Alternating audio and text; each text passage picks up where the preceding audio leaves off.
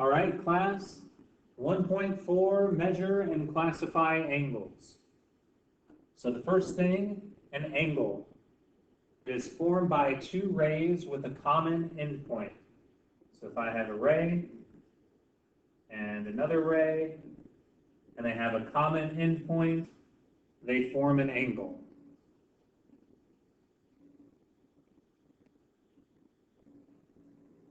Congruent angles are angles that have the same measure. So one angle and another angle, and if they have the same measure, they're congruent.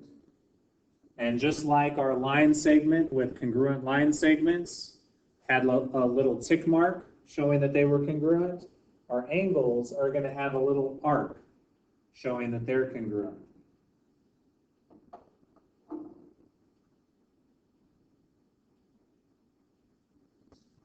Classifying angles. So classifying an acute angle, what is an acute angle? An acute angle is any measure that is between 0 and 90 degrees. So it's got to be between those, more than 0, less than 90. So between 0 and 90 degrees, and it's going to look like that. It's going to be a smaller looking angle. A right angle is anything that is exactly 90 degrees. And that's going to look like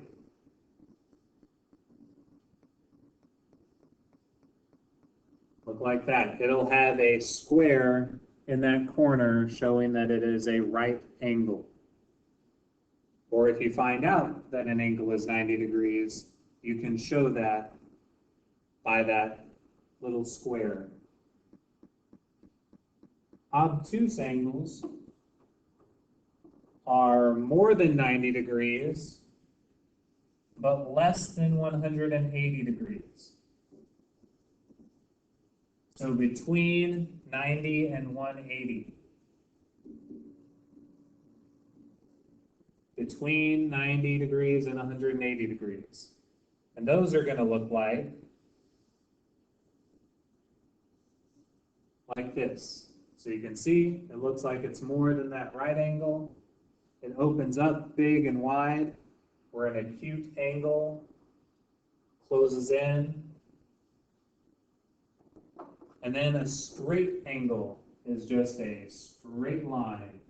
It is 180 degrees. So anytime you have a straight line, it measures 180 degrees.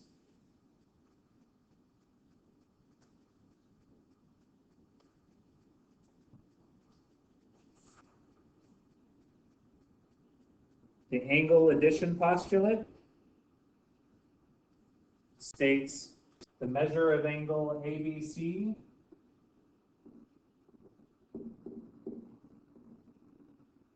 plus the measure of angle CBD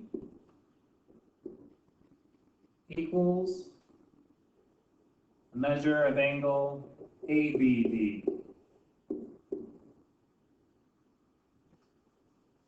And if we draw that, we say the measure of angle, call this A, this B, and this C.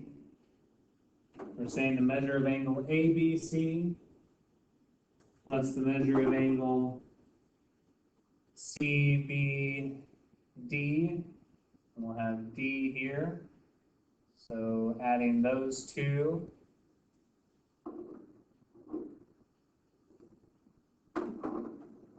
keep ourselves color-coded here, are going to equal ABD. So adding those two angles, those two smaller angles equals the bigger angle. The angle bisector is a ray that divides an angle into two congruent angles. Remember our bisector, when we were dealing with line segments, was anything that divided that line segment into two congruent line segments. So an angle bisector is a ray that does that, specifically a ray. So if we had our angle, two rays with a common endpoint, our angle bisector is cutting right through the middle of that angle, and it's forming two congruent angles.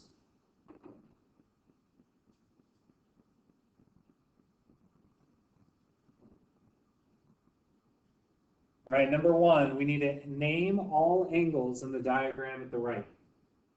So let's first look at our large angle here. We have W, X, Z, and it's important that you name the letters in order. The end point of those rays, that center of your angle, is always needs to be the middle letter. So I have to start with either W or Z and go around the angle, follow it around. So if I say it's W, if I start with W, my next letter has to be X, and then the last letter has to be Z. I could start it with the Z and go ZXW, that's okay. But that X has to be in the middle, and I do have to use those letters. There are also two smaller angles inside. So WXY is one of them, and then the other one is YXZ.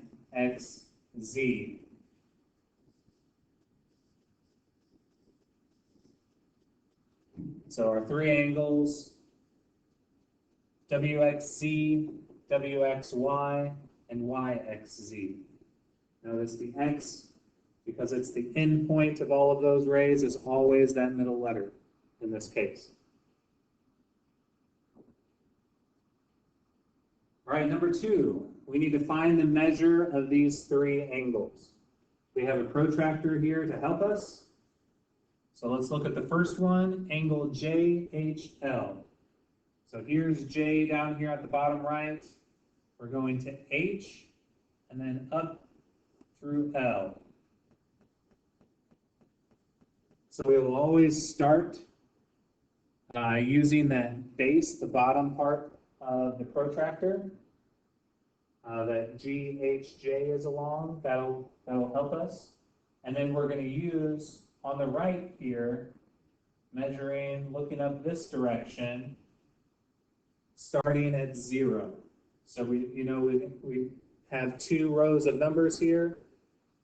We want to start at the one that's lowest. So starting at 0, going up, and we get to 90 degrees. It goes through L at 90 degrees. So that's a right angle because it's 90.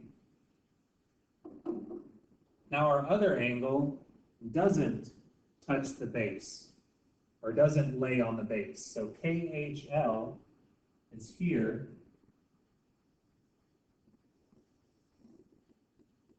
In green. So it goes through at the 90 and it also goes through at the 55, but it isn't laying on the base. So it doesn't start at 0. So we have to do a little bit of math, do a little bit of subtraction. 90 minus 55, which gives us 35. So KHL is 35 degrees. Now, if this was a movable protractor, as we're going to see on one of the next slides, I would be able to turn my protractor to make the base go along HK or LH, and then I could get 35 degrees that way. But just with it, how it's set up here, notice I just need to do that subtraction to get my answer. And then our other angle, GHK, G to H, up through K. Now this one, notice the angle opens up toward the left. We can see it's an obtuse angle.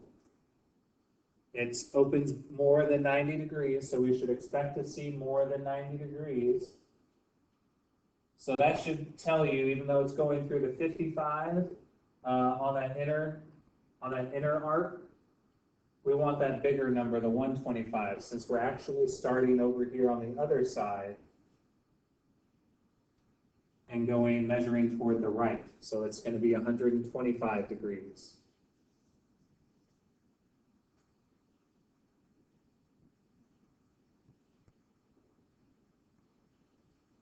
All right, so now I've got my, got my movable protractor here. So I'm going to put the center of that protractor, the center of that base of the protractor. We want to move that right to our shared endpoints. And then you can see the base of the angle lines up with the base of the protractor. And then I can follow my other ray up through the protractor, and we see it goes through at 120. So this angle is 120 degrees.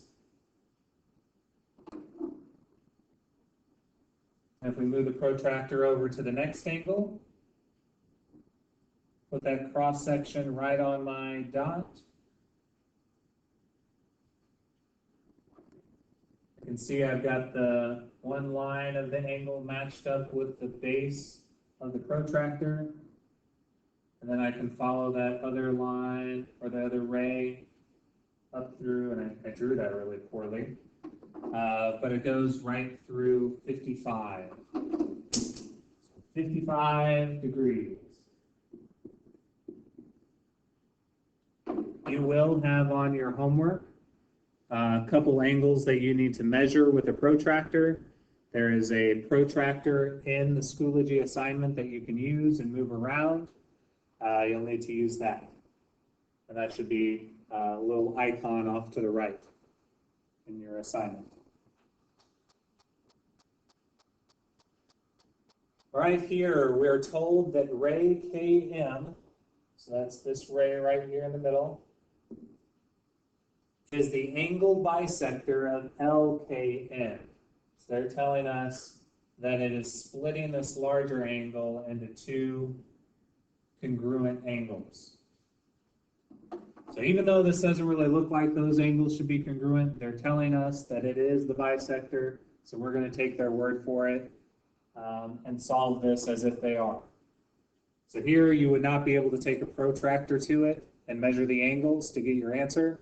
That would not work because we're telling you that this is the angle bisector.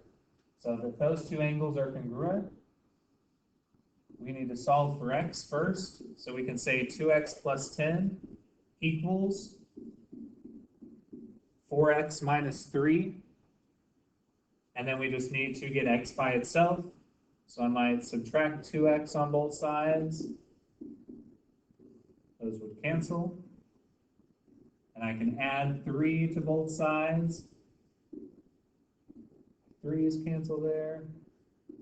So I have 13 equals 2x. Divide by 2 on both sides to get x by itself. So x equals 13 halves or 6.5. And I want to take 6.5 and plug it back in for x.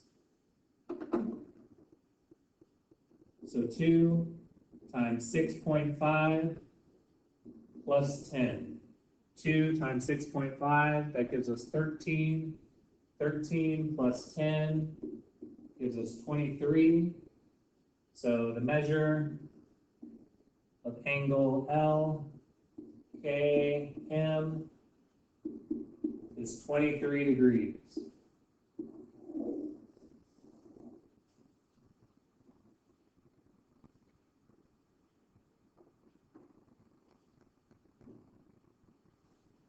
Here we need to find the measure of KLN, angle KLN.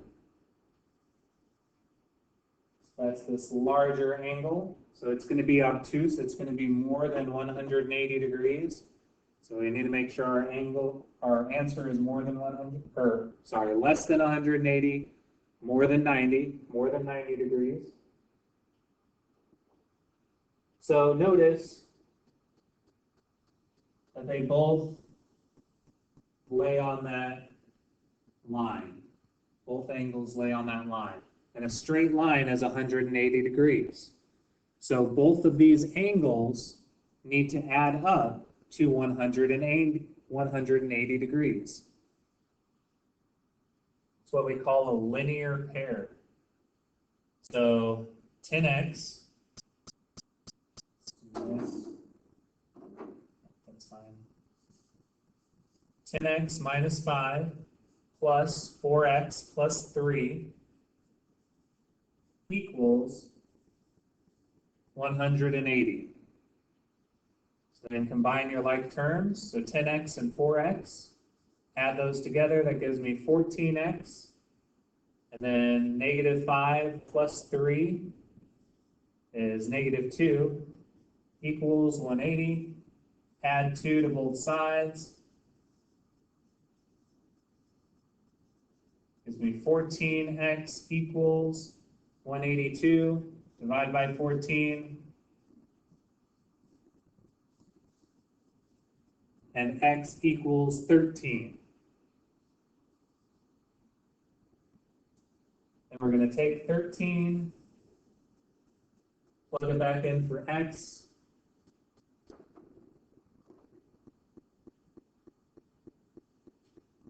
So we have 10 times 13 minus 5. So 10 times 13 is 130. Minus 5 is 125. So the measure of angle KLN equals 125 degrees.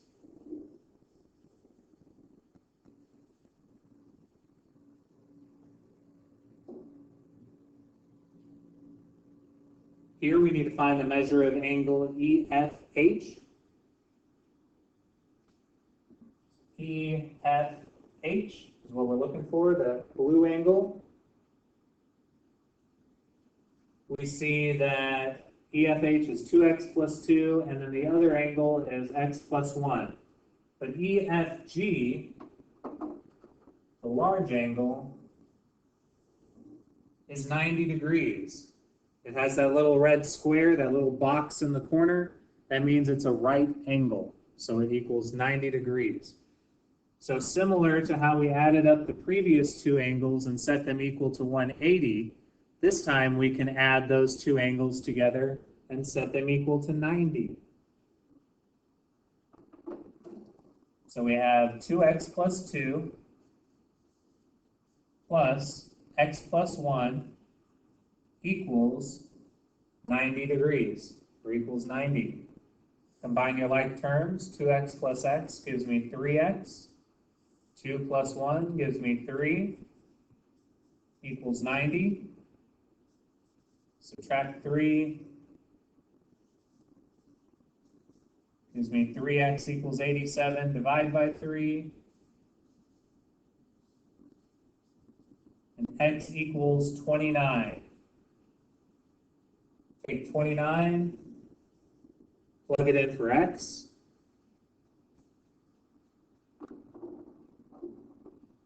So we have 2 times 29, which is 58, plus 2 is going to give us 60. So the measure of angle EFH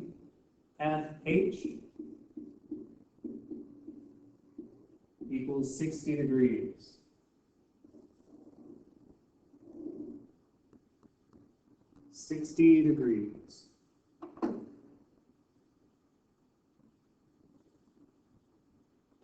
All right, here we're told that the measure of angle XYZ is 32 degrees.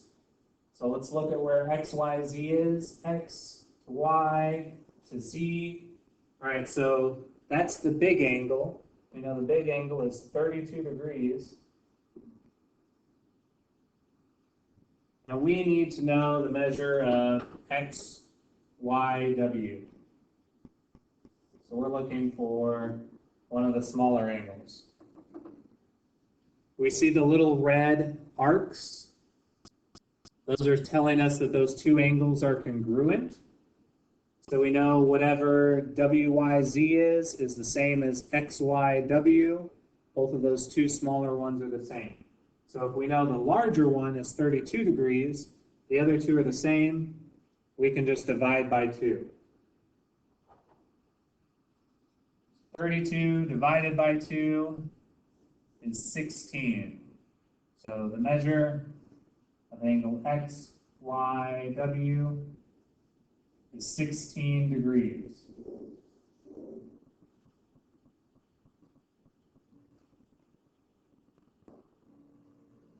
That's all we have for the notes today. Have a wonderful day.